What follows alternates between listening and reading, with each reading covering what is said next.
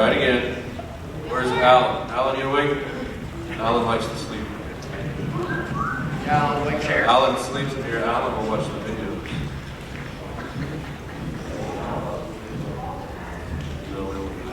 Okay, today, these two gentlemen are going to talk about a very important part of your near future. Okay? What do you think it is? What's a mortgage? House. Close enough. Okay? Phones up, unless they ask you to get them out. Okay? We do that. Right. This is Cody Parker. He's from Great Plains Bank. Who knows where that's at? It's a new one in town. No. Train tracks. Close. You got it? There you go. Across from the gas station. All right. Cody Parker. Hello, everybody.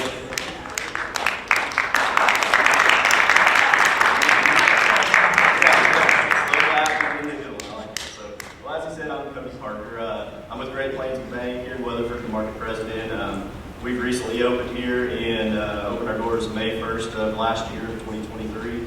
And I've been in banking for, 20 years now. I grew up in Thomas, Oklahoma, and came to college here at Southwestern and started working at a bank in town my first semester of college, and was there 18 and a half years and made the move to Great Plains a year and a half, 2 years ago. So what we're going to talk to you guys today is a little bit about mortgages and the process of buying homes and the possibility of ownership even in the near future for you as you go to college and decide on renting versus possibly purchasing a home. And just kind of want to let you know the different options and let you know that they are available for you and they do work out well for some, and for others home ownership might not be the best thing right off the bat. For some it might work out. I was lucky enough to buy a house when I went to college here, had roommates that helped, they paid me rent, which ended up paying my mortgage payment, which in turn I was able to, when I was done with college, sell the house, have a down payment on my next home, and just kind of go over a few of the processes with that. I have Michael Decker here. He's the executive vice president for our mortgage department at Great Plains Bank, and he's going to go over that stuff with you. So I'll have Michael Decker come up and speak.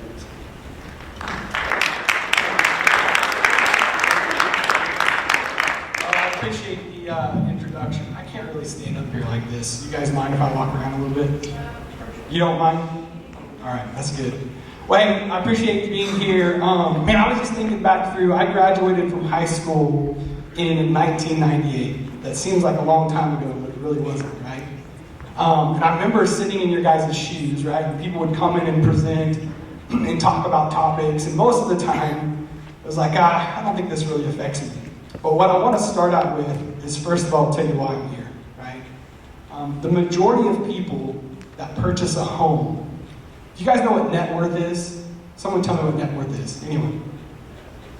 Okay, assets, right? So did you know that the average homeowner net worth compared to an individual that rents a home is 40% greater, right?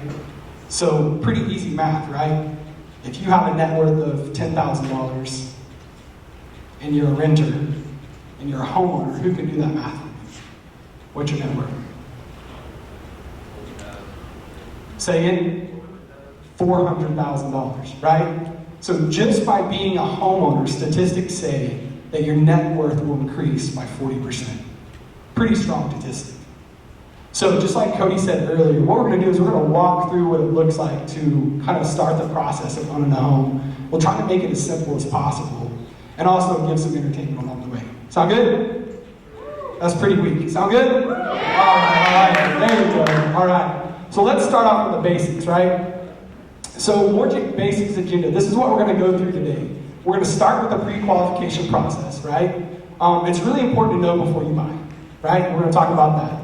Second thing we're going to walk through is what's a real estate agent? Why should you use one? What's a loan approval, right? So what do lenders and investors look at? So loan program. Some of this stuff you're probably going to try to fall asleep on me, but I'll try to make it entertaining. Mortgage payments, right? So know what's included. Loan estimates and closing disclosures, what to expect.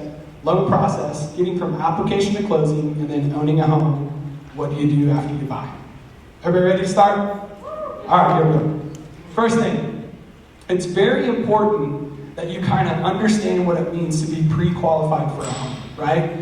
It's kind of like these days, people go in and they make an emotional decision when they buy something, right? You go in, you see it, you want it, you whip out a credit card and buy it, right? And then later you have to pay for it. Well, buying a home is the largest financial decision that you're going to make, and it's one of the largest financial investments that you're going to make in your entire life, right? You're going to put more effort into that, and it's one of the highest return of investment that you'll make in your lifetime as well. So let's start off. Determine your buying power before you sign a contract, right? So what can you afford? How many people in here are going to college next year or doing something similar to college? Raise your hand. All right, how many people think they're going to have roommates? Raise your hand. Okay, so very important thing that I would want you to walk away with today is, I would ask this question. 1, do you have credit? Raise your hand if you know if you have credit. All right, raise your hand if you want to have credit. Okay, pretty simple. Here's the reason why I think you want to get pre-qualified up front and why we say that it's important. We have a lot of people that come to us that want to purchase a home and they don't know where their credit scores are. And that's going to be the number one thing that impacts your ability to buy a home is where your FICO score is at. Right? So what can you afford? You want to establish a monthly budget that you're comfortable with. And that's important, right? Because as you move forward into buying a home, I don't know if you want to be house poor, right? You guys probably want to go out, do things, have a little bit of adventure in your life. You don't want to be stuck and be house poor. And there's a lot of people that get emotionally attached to a house, right? This is what I love, this is what I want, this is what I desire. And they make that decision and that commitment to a home, and then when they have to make that payment, they look at their budget and they go, man, I can't even go out to eat this month, right? I don't want to experience that, right? I want to experience life, but I want to have a quality home.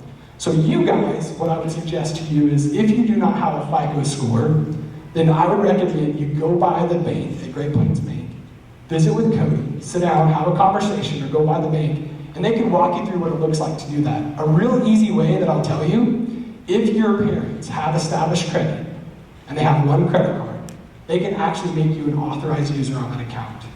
By making you an authorized user, you pick up their credit score, and then in turn, you have a credit score. Right? Pretty simple takeaway. All right, so let's talk about how much money do you have for down payment and closing costs. A lot of people think, what do you think it takes to put down on a home when you buy it? How much down payment do you think you have to have? Someone tell me. Make a wild guess. How much? 20%. Right, so most people do believe you need 20% to buy a home. Here's the amazing part. You actually only need 3% for a traditional conventional home mortgage, right? So easy numbers, right? $70,000 loan, right? $100,000 loan. You're talking $3,000 in order to go into that house for down payment. All right, coming up next. How many people have ever spoken to or have a family member that's a real estate agent? All right, raise your hands. Good. We like real estate agents. So here's what a real estate agent does, right? Once you establish that you're pre-qualified with a mortgage advisor, that real estate agent then helps you connect with a home that meets your wants and your needs. How many people know there's a big difference between wants and needs? Right? Someone tell me what they want in a house. Someone out loud. What? A brand new one. Why do you want a brand new house? You want a disco ball. I like it. So, brand new house, right? Benefit to a brand new house is a lot of things. One is the insurance that costs to cover that home because it's brand new, right? When you have insurance on a house, the reason why costs can accelerate is because the house is older, right? So there may be more items that can break down or have to be repaired. So a newer home, it costs less because all those items are new, right? So, love it. New home. All right, so let's talk about a real estate agent. They'll show you homes, they'll ask you what you're looking for, and they'll assist you with the purchase contract, right? So a lot of times, most people, when they go look at a home, they do one of two things. They pull up Zillow, right? How many people in here have been on Zillow? Yeah, everybody probably spends a little time on that, or Realtor.com, right? So what we recommend to you to do, though, is to know what you're looking for before you go look at a house. So Zillow, right? Pictures are beautiful. Man, I love this house. It has these things. One, do you qualify for it? And two, how do you go take the next step to actually look at that house? So if you've established your pre-qualification, right? So in this room, you guys, you could actually go with your parents. I don't know if you know this, but you, if you have credit, you could buy a home in your name for as little as 3% down. Your parents could co-sign for you and buy that house. So now, let's say you buy a 3-bedroom house and you're going to college, right? And you have 2 roommates. Depending on where you go to college, you may rent that room for $300 to $500 a room, and your roommates pay for your mortgage. And while you live in that house for 3 to 4 years, maybe 5, some of you guys are going to take 5 years to go to college, I'm just going to let you know, right? 5 years. Because you're going to have a little more fun than most other people. And some people, it may take shorter time. But when you live in that house for that period of time, the benefit for you guys is that you build equity, right? So you put that low down payment up front, and then in year 4, when you turn around and sell it, guess what you get? A check. And guess who paid for you to earn that money? Your roommates. So if that's something you think you want to do, you have a desire to do that, I would highly recommend you have a conversation with someone to put you in a position to build equity, right? Because again, renters, 40% less, homeowners, 40% more. All right, keep going. Loan approval. So what do we look at for loan approval? Pretty simple. Credit, right? So we look at your scores. What do you guys think is a good credit score? 800. 800. Okay, what else? 700. What credit score do you think you need is the minimum to qualify for a house? 600. What? 250. This guy's crazy. There's no way you can qualify with a 250. I don't know if I've ever seen a 250. Lowest I've probably seen is like a 398, right? What'd you say? 699. So you can, depending on the loan type, qualify for a house with as low as a FICO score, I would say probably a 620, right? But the higher your score is, the less risk it is for a bank or a mortgage company to do your loan, meaning you're going to get a better interest rate. Why is that important? Interest affects the amount you pay on a monthly basis. So the lower the interest, the lower the payment. The higher the interest, the higher the payment. If it's a lower payment, what are you building? More equity, right? So the game is, if I'm going to go to college for 3, 4, 5 years, I'm building equity over time.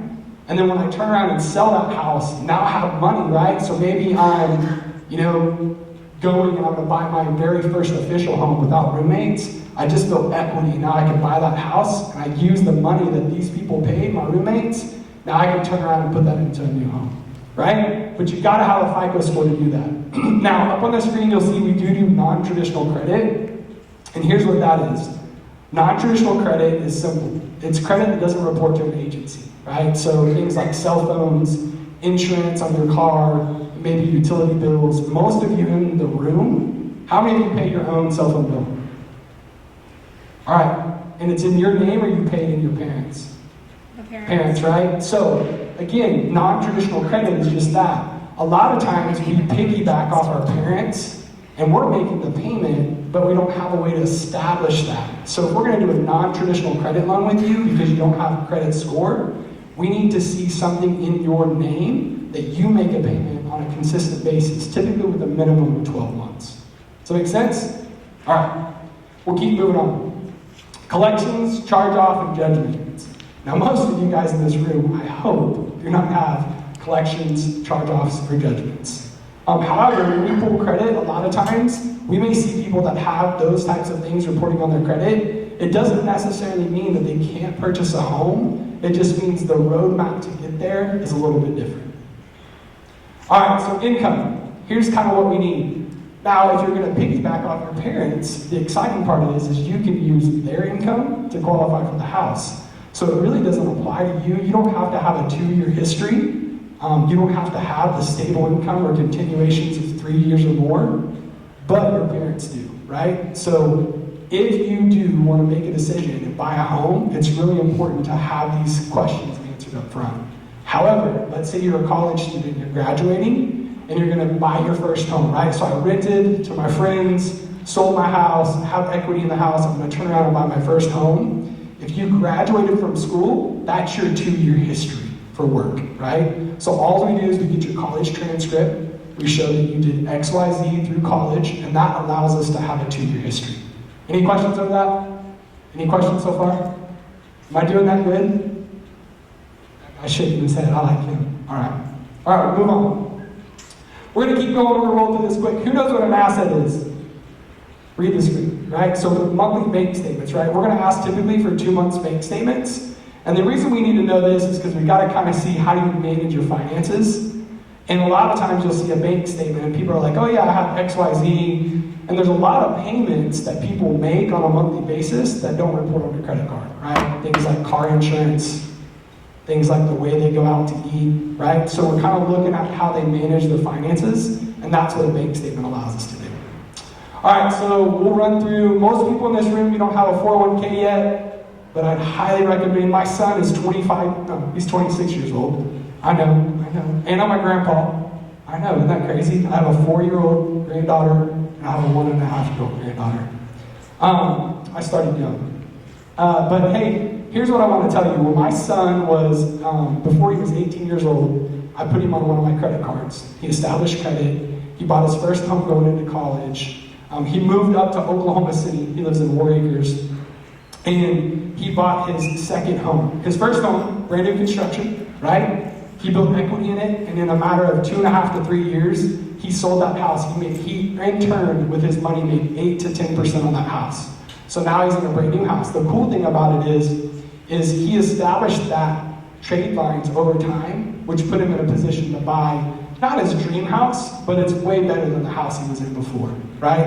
And so I think the important part about buying homes is understanding I always have to have a start. I may not be where I want to be, but I have an opportunity to move into where I want to go. All right, so let's talk about a few other things. Properties, right? So as a lender, we look at the property. Well, we're going to do an appraisal on the home. So that's where someone comes in, they look over the house, they make sure the value that you're purchasing the home actually matches up with what we are giving you as far as a loan. Right? You have title work. So inside your guys' community right now, does anyone have any family members that work for a title company? Can't see. No one. Okay. Man, I thought we were going to go 100% today. Surveys are pretty simple. They come out, they survey the property, they make sure that you don't have any encroachments, they make sure that nothing's been done on the property that in turn can provide a lien to where we couldn't be in first position for the lien, right? Next thing, you have inspections. So you're going to hire an inspector to come out and look at the house. Again, it's the largest financial investment you're going to make. So you want a third party to come out to inspect the home, right? To make sure that it's in the right condition that you need. And then the last thing, you got to have insurance to cover the house, right? How many people have ever experienced something happen to their family's home where an insurance agent had to come in, flood of a house, fire a house, anything like that? Anybody? Yeah, got some people in the room that have done that, right? Man, that's like, if you don't have the right insurance in place, I mean, if you go back to that time when your family was experiencing that, I'm sure the stress level was probably pretty high. But that's why it's really important to have a really great insurance agent that you work with. All right, so here's some simple programs. Again, we talked about the loan programs and what you can qualify for. So a conventional loan is a pretty, what I would call, if someone has normalized credit, they don't have a lot of dings on their credit, no derogatory things, and they're looking at buying a home, conventional is a great product for them to go. So as little as 3% down for a first-time home buyer. So everybody in this room would have an opportunity to do a conventional loan, right? Less than 20% down is mortgage insurance. So what you said earlier, 20%, right? A lot of people think you have to save for that. And really the difference is if you put 3% down versus 20%, at 20% you don't have what's called private mortgage insurance. It's an insurance that protects the bank in case you were to default on the loan. But you can do that at 3%, you just have mortgage insurance. So you may pay an extra payment of like $100 and some bucks to protect the bank's interest in that property. But you don't have to put a full 20% down and start your ownership of home a lot earlier. Next program is probably the one that I would recommend for most people in this room because it has the less requirements in place, and it's called an FHA loan, right? We call them kiddie condos because you, as a student, as a college student, right, graduating from high school, you can be on the loan with your parent, and your parent can be a non-occupant borrower, and again, can buy that house with you, right? All right, next one is a VA loan. So anyone going into the military? Okay, so we got some raised hands. So actually the veteran loan is probably one of my favorite programs that's out there. So when you go into the military, one of two things. If you serve in the National Guard or if you full enlist, when you come out of the military, you have what's called a certificate of eligibility. So you have a particular loan program, which is a veteran loan, that gives you the opportunity to do a loan and you get 100% financing on that loan, meaning you don't have to have any money out of pocket, right? It's a really, really great program. So for those of you that are joining the military, I would highly recommend when you're coming out, you look at that as an opportunity for you to purchase a home. Next thing is USDA, so it's for rural properties, meaning it's based upon how many people live in the community, and actually Weatherford qualifies for that, and that's 100% financing as well. We'll keep it going. All right, so mortgage payments. You guys ever broken down mortgage payments, what it means, right? So your house payment, let's say it's $1,500 a month, right? Here's kind of how that breaks down. You have principal, right? So this is the portion applied to the loan balance, meaning every time I make a payment, X amount goes to my principal balance and I pay my loan down, right? And then the next thing is what the banks make, right? So interest, right? So when you make your payment, the bank makes a certain percentage of that loan and it gets paid to them for loaning you that money, right? All right, and then the next thing is taxes. So inside your payment, right, you guys, when you make it, let's say that your taxes are $1,200 a month or a year, right? So what we do as a mortgage company is we go in and we divide that out. Can't fall asleep. I'm just kidding. I'm just kidding. Hey, so 12 months, right? You have 12 months and $1,200. So let's do the math. 12 divided, it's $100 a month. Okay? So we put $100 a month into an escrow account to pay your taxes. And every single year, December 31st, ask your parents, right? They have to pay their taxes on their house, right? So as a mortgage company, we put it into an escrow account. That money gets pulled out and it's paid on your behalf. Thanks for yawning. I really appreciate it. Insurance, same thing. If you escrow, we divide it up by 12. If you put the magic 20% down, you can make a decision whether or not you escrow, right?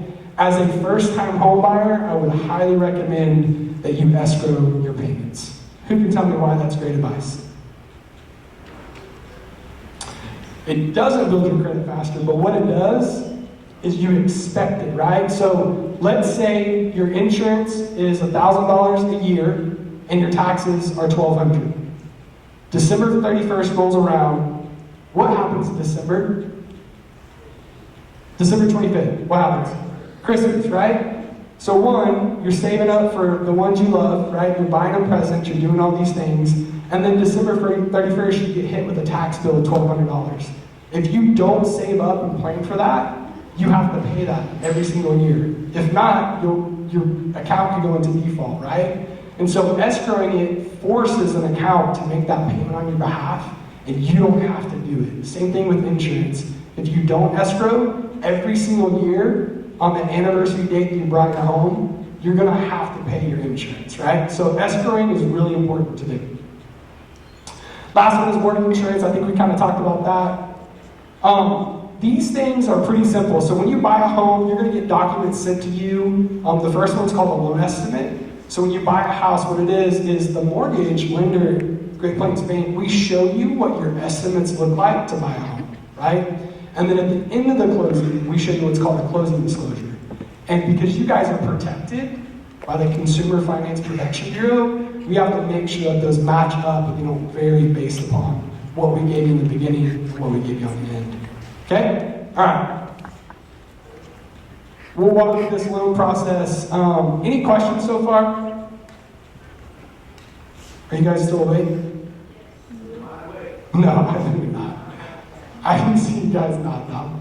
All right, so this is the process. Let's start, just walk through it. First process is application. You get pre-qualified. Hey, we're going to give away some prizes later. We're going to ask some questions. You guys are going to win these prizes, so pay attention. This might be on it. Next one is disclosures. And then we collect documents and sign disclosures. The next one is we send the file to our team. And then once our team members get it, we work through all analyzation of your documents, making sure we have what's needed to make sure we can get you to the closing table on time, if not before closing. We send the file to our underwriter, and really the underwriter, all they are is a check and balance. They make sure that what our sales team got up front and what our process put together matches the guidelines to close on your guys' loan. And then it comes back out of underwriting. Our processing team comes to you and says, hey, we're missing a couple documents. We noticed this, and this. Could you get it for us? You guys get it for us? And then it goes back to underwriting for final approval, and you go to closing, and then we initially clear to close, and you show up and you buy your home. Congratulations, you just bought a house. All right, here's the last thing. If you do buy a house, there's just some tips on here, right? So make sure that you file your homestead exemption. If you have a great mortgage advisor, they'll remind you to do that. And really all a homestead exemption is it reduces the amount of taxes, again, that you owe on a house on an annual basis. Next thing, make certain, right, that you maintain your property, right? Because again, this asset's growing over time. I can tell you, I owned a lot of rental property. I lived in Stillwater for 23 years. Go Pokes.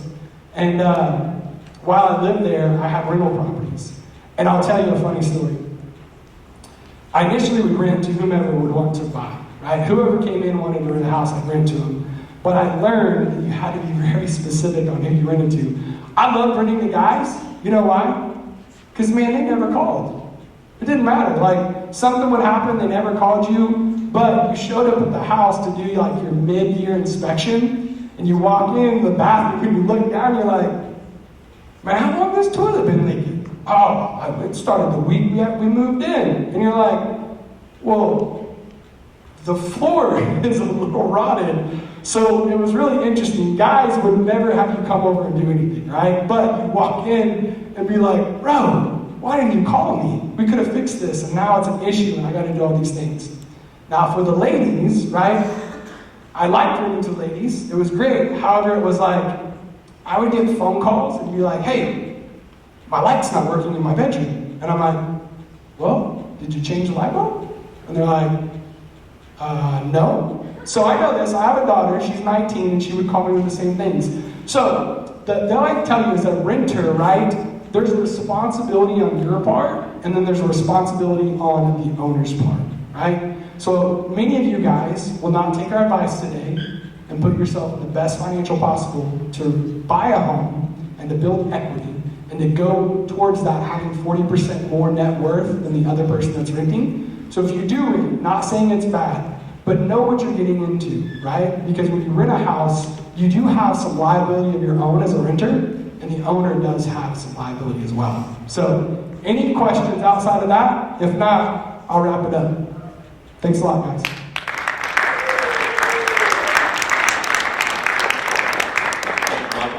So as we end and stuff, I'd say the number one takeaway I want you guys to take away from the speech is there is a lot of information there. We don't expect you guys to remember all that. What we want is you guys to realize when you get to that point, these options are there, and to know that this is something I need to go get looked at. Kind of the best advice I could give you financially would be get to know your banker. Go open a bank account at a community bank, not a Wells Fargo or a Chase. Come bank at a bank in Weatherford or wherever it may be, if you've got a connection or a tie.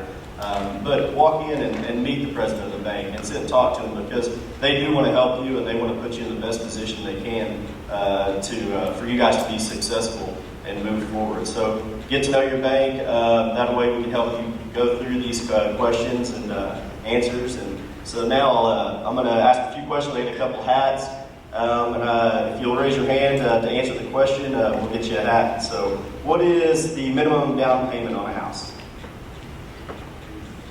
3%. We got 3%. He slept the whole time. Well, he was listening. Okay, let's see. What is the first step in qualifying to purchase a home? Pre-qualify. By filling out what? A pre-qualification. Application. Yep. Perfect. I'll get you a hat. If you want to come down, I'll throw it up there.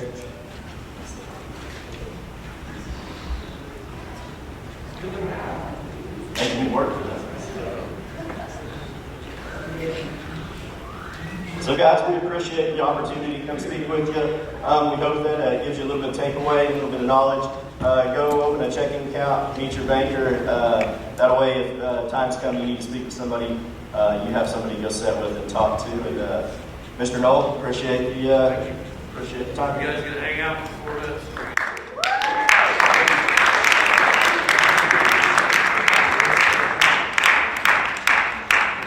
Signed in.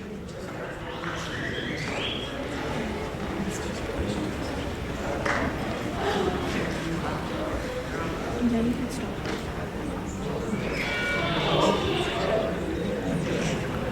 I feel like we should have like a beatbox contest. Is anybody good?